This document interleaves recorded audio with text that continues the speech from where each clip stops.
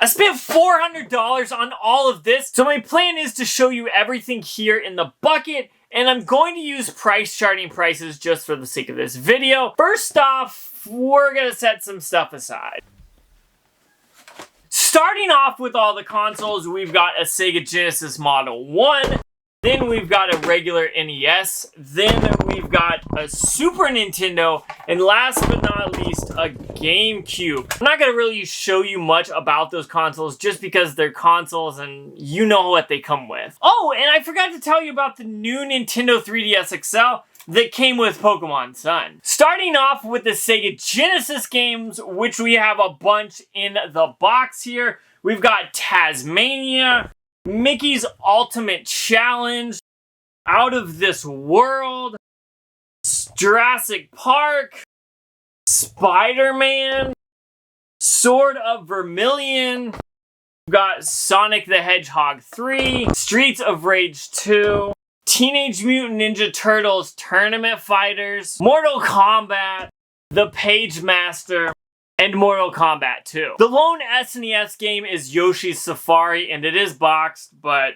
as you can tell, this thing's beat. Then we've got two Xbox 360 games, Call of Duty Modern Warfare 3 and Castlevania Lord of Shadow. Then two PlayStation 2 loose disc games. We've got Guitar Hero 2 and Guitar Hero 3 Lords of Rock. I just found this Conker's Live and Reloaded manual for the Xbox, even though I don't see the game. Then we have a stack of PlayStation 1 games that look promising. We've got Spice World. It's just a printout on the front, but the Spice Girls had a video game.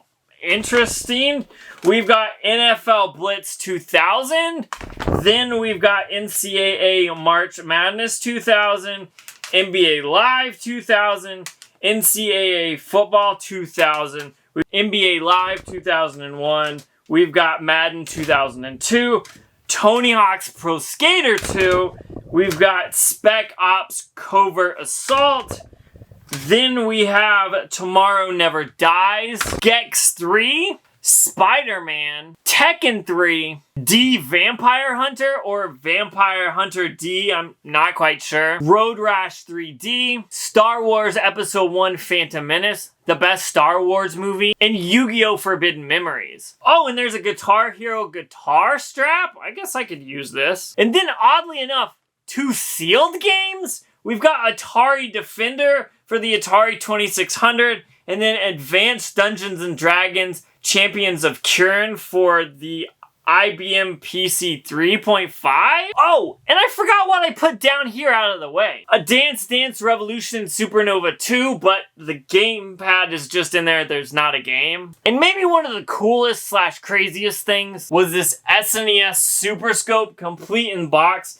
This thing is in really, really good condition, and I'm shocked that it's so nice. That was an amazing haul. For only $400, this was definitely well worth it. The consoles alone were worth the 400 bucks, but I don't remember how much this is altogether, so I'm going to put that up there on the screen. And I want to know what you think. Would you have picked this up? Would you have passed on it? I know there's a lot of stuff that's not necessarily like hype or like the best games, but overall, I think this was definitely well worth it, and there's a few gems that just are going to definitely make it into my collection from this, and then the rest I'm going to sell off or trade. But what do you think about this? I'm going to get out of here, so check that video out if you haven't already, but man, this is some good stuff, and I'm really glad I was able to get it. I'm going to get out of here. Check that video out if you haven't already.